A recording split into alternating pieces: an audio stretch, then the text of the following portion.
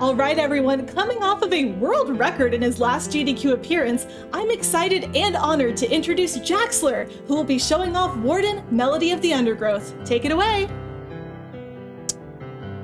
All right, good evening, everybody. So this is Warden, Melody of the Undergrowth. If you've never seen this game before, this is an indie 3D action adventure game made by Cardboard Keep and released in 2016. It pulls a lot from 3D Zelda games such as Wind Waker, Ocarina of Time, and such, but it's really kind of got its own charm to it, and it's a really cool little game that I highly recommend that you check out. So this is the any % run. Like any good Zelda game, this game is very, very glitch heavy in terms of the speed run. So, and if you see the estimate, I'm not going to have a whole lot of time to talk about things, because it's a very short run. So as a result, I'm going to be talking pretty fast. I apologize if I don't manage to cover everything that's going on in this run, because there's just a lot, because it's just the consequence of this category. It's very, very short. But yeah, this will be an 80% run, trying to get to the end of the game as quickly as possible, and it'll be a nice, comfy little joyride. So we'll start when I select a new story here to go hop into the game. We'll begin counting down in 3, 2, 1, go. All right, welcome to Warden Melody Undergrowth, everybody. A few things before I get started with the run itself. We're playing on the PC version of the game, so the main appeal to that is having faster loading times compared to the console versions. Additionally, on the PC version, we also cap the frame rate to 60 FPS, and the purpose of that is to make some of the tricks that I'll be doing in later portions of the run easier. So in this sort of tutorial section where we learn how to do combat, pick up weapons and stuff like that, we're not able to jump at all. So that's normally put in there by the devs so that you can't like go jump around and fall into the river, which is, you know, for new players a good thing, but it causes a couple of problems with doing some skips here. So what I'm going to try to do is a bit of a wall run onto these rocks in the background, off of this sword. It's a little bit janky. There we go, third try's not too bad. And again, I can't jump there, so I have to, like, sort of walk up the sword there in order to boost myself up onto the rocks and go fast enough to where I don't sort of fall off of the sword part of the way through. I'm going to put down a rock... Oh, that worked. Oh, I picked it up. I didn't mean to do that. I'm going to put down a rock right here that's just going to give me a little extra height to walk on some geometry out of bounds, and then I can crouch slide into the cutscene trigger for the end of the tutorial segment. So there's, like, a whole bunch of stuff that we're kind of supposed to go through there with learning how to like play the game, but I already know how to do that, so no big deal. Okay, so we're going to be doing a bit of a cutscene skip here by jumping up this friend here and doing what's called a Jank Boost. So I kind of flew off of that Sleepy Pal there with a lot of speed. So in this game, when you're on a sloped surface that the game really doesn't want you to be on, it will try to push you off at a ever-increasing amount of speed. And you can use that to actually boost off and get some extra distance. So right there, I did it off of that pillar. And in order to get over a moat door that I normally need to pay 10 motes in order to clear. And from here, we're just going to do a little bit of platforming and some slides to optimize our movement. And we'll go ahead and get the torch. All right. So after I hop out of here, you're going to see me go for some more slides. Generally speaking, the fastest form of movement in this game is to hit the button on the left joystick in order to dash. What you'll see me do right there is off of those pillars that I actually can walk on and skip some puzzles there. I also slide into picking up a weapon. Normally there's a bit of a pickup animation to it that plays, and you have to sort of stand still, but if you slide into it, it just skips the animation and puts it straight into your inventory. So this is another combat tutorial that unfortunately we can't skip. So while we're going through here, I guess this would be a good time to sneak in a couple of donations real quick. Awesome. We did get the promised $90 donation from Hepanwana, who says, "Thank you for having me, GNU, the only kid." Hearts, thank you so much for that. And by the way, chat, that brings us so close to $8,000. Do you think we could hit that during this run? We're only like $87 away from that. I think we can make it happen. All right. So from here, now that we're in this next part of the sewers, I'm going to be setting up something called ISG, which stands for Infinite Sword Glitch. So if you've ever seen a speedrun of Ocarina of Time or Majora's Mask, you probably know where I'm going, what I'm going for here. So essentially what I'm going to do is walk up to these vines and go into a sort of glitched first-person mode, and then swing and cancel the swing by climbing into the vines. And so you can see this hammer that I picked up, it's now glowing. And you'll get to see what that does right about now. So this Mudman is just going to absolutely melt. So what that glitch achieves is it puts it takes the swinging hitbox of the hammer when it normally does its attack. And I basically cancel the attack halfway through. So it keeps the lingering hitbox out there. So I basically am walking around with kind of a lawnmower right now, which will basically do repetitive damage to anything that happens to cross its path, which is, as you can probably tell, very, very useful. So I'm going to try to manage to keep that state, but it will cause certain objects to break, which can be a little bit of a problem.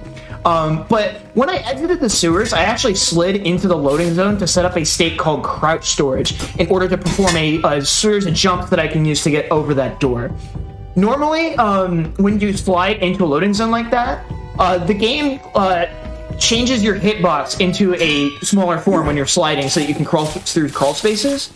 But if you do it into a loading zone, the game doesn't correct it and put you back into a standing position once you're done. So I can actually use that in order to sneak in some little crevices and get some extra height there. Now right here, there's another sort of cutscene with a sleepy friend here that I'm going to skip by doing a series of kind of tricky jumps. Okay, second try's pretty good. You have to be a bit careful there because that jank effect where the wall is kind of like pushing you away from it because it really doesn't want you to be there, is in effect there as well. And if I don't space my jumps properly, I'll just fall off the face of the wall and I won't get to skip there. That's just a short little out of bounds to skip a mandatory cutscene where we go up to the bonfire and just kind of take a nap. As you might expect, naps are pretty slow, so we avoid those when possible. And now, because I managed to keep my infinite sword glitch state going into this next section, with all these poison flowers we have to clear, they're just going to evaporate pretty much instantly. What I have to do in order to make the best use of the state is sort of wiggle in and out of the hitbox of the enemies. Because the enemies won't register damage until it has re-entered its sort of hitbox. So you kind of have to wiggle around. It's not like you can just stand in something and do infinite damage. So the whole reason we came all the way out here is to get access to this new character, Madeira. So we're going to talk to her, and then she's going to become one with us. And normally, she's like the equivalent of like getting a new dungeon item if you played a Zelda game before. Because she can make some like flower platforms appear, but that's not what we need her for. We need her in order to wrong warp. Gonna do a bit of a first try. That jump is deceptively hard, so I'm glad I got that first try. And then I'm gonna do something here called sleep storage. This might take me a couple of tries. This is a frame perfect input, and this game is running at 60 FPS, so this is why I capped the frame rate. Might take me a couple of tries here. Come on. A little bit early. Back away.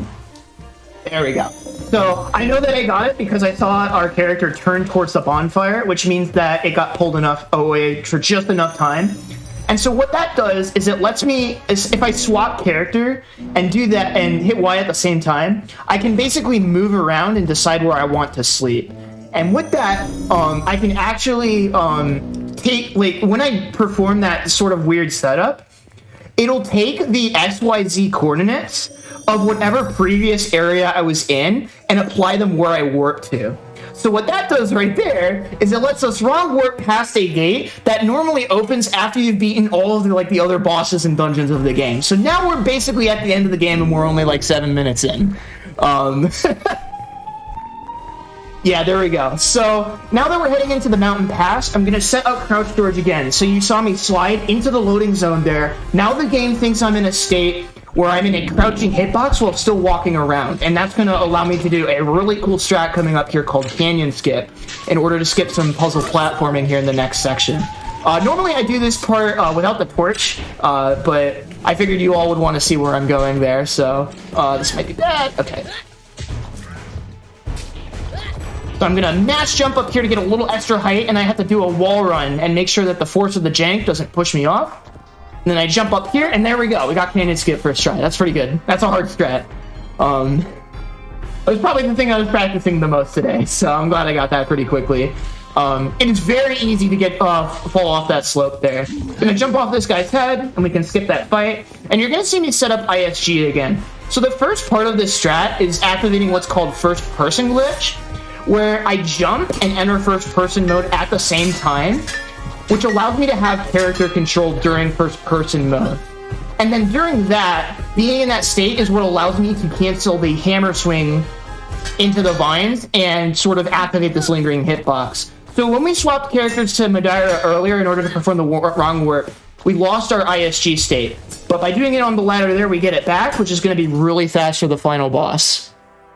Okay, so this is another really scary strat. We're normally supposed to get another character named Bit in order to climb up the rest of the mountains here, but I'm going to go for a really cool wall run. Jump. Nice, first try, let's go. Okay, so we got that first try. That's a really hard strat. And now I've got one more big strat that we have before we make our way to the final boss here. We're going to go jump up this way. Do a jump here, and then Jank Boost off of that in order to get on these fences. Okay, we cleared it. Nice. Not over yet, though. I have to walk on a very thin razor's edge here in order to make sure I don't fall off back into the arena. We're good to go. And then I can slide all the way off of there, and we're going up into the final boss now. Already up on the end of the run. I know this thing goes by so fast. But while we make our way into the final boss here, Char Bunny, this is your one more good spot for a donation or two. I'll do as many as I can. We had $25 come in from Silver Moonlight, who says, best of luck, Pumpkin Jaxler. We also had $10 come in from Chudley and $20 come in from Anonymous, both with no comment, but thank you so much. We are so close to that 8K. We are less than $30 away. Please, chat, can we make it happen before the end of this run? You don't have much time. We only got like a couple minutes left. So we're going into the final boss here. So this is kind of spoiler, so I'm sorry. I probably should have said that at the beginning of the run. But this game actually kind of has a choice between two different bosses. You can either fight your dad, the Emperor there, or you can fight Nyona, who we really haven't seen because we skipped all of their cutscenes. But we're going to fight Nyona because it's a bit faster. Now, the ISG is really going to be helpful here for these green crystals that we have to shatter in order to make the boss vulnerable. So then we can just kind of swing into her like that and deal some extra damage with both the sword swing and this lingering hitbox attack attached to my rear end here. I'm going to kind of hide behind these stones a bit because Nyona's going to fire these homing missiles at me. And they have the ability to kind of infinite combo me if I'm not careful. So I'm going to play a bit safe here, and then once I see the sort of screen shake there, I know that it's almost time for the next set of green crystals to appear. And again, because I have like this infinite hitbox, I can kind of just jump at these crystals and instantly destroy them if I do my spacing properly. Alright, now if you do everything right, Nyona is always going to like land in the same place. So, there we go. And now we got one more phase of the fight to go. Again, I'm going to keep it pretty safe by hiding behind the rocks. And then we're almost already on the end of the run, so time is going to be on final hit. But I do need to be careful. Nyona's attacks here can be a little bit dangerous, so I need to be a bit careful here. But we got a lucky attack pattern, which is not super dangerous, which are those sort of seed gourd bombs, for lack of a better term. Oh! Yeah, this is what I was talking about. So I have to redo the fight because for some reason I instantly died. So yeah, that's what can happen sometime on this fight. So yeah, well, Charlie, I guess you got more time for more messages if you want to read anything. Chat, this is to you. You have a little bit more time. We can still make AK happen before the end of this run. And we are also only $3 away from that Rincewind cosplay. So any donations you make it in now would be really cool to see by the end of the run. Please, please. It's for the Charter Project. It's for an excellent cause. Would absolutely love to see more donations coming in right here in the last minute. I know I'm a procrastinator, so this is about when I would have donated as well. Would love to see those coming in. Please help us out.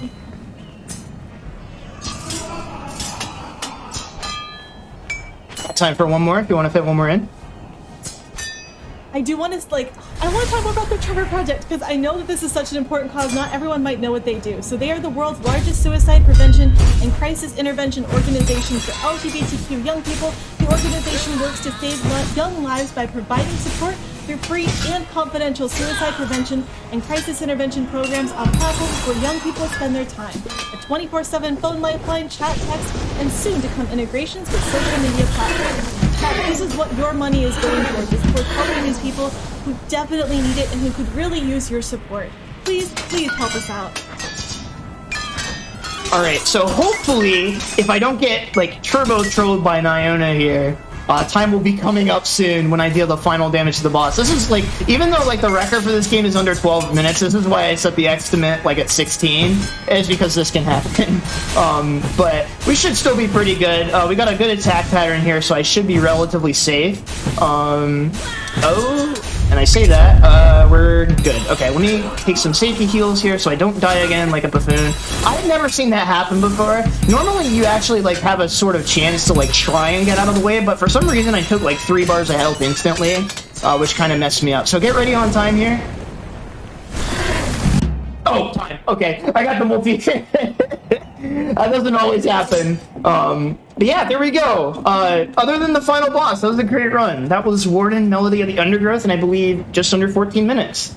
I think that was a 13. I had my splits open, so that was a, by my time, 13:49.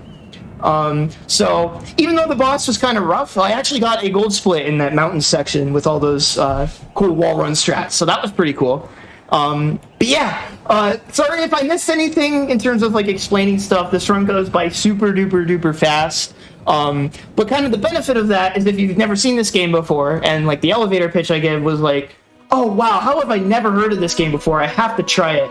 Well, I didn't really spoil too much of what the game has to offer because there's just so much cool content in this game to try out.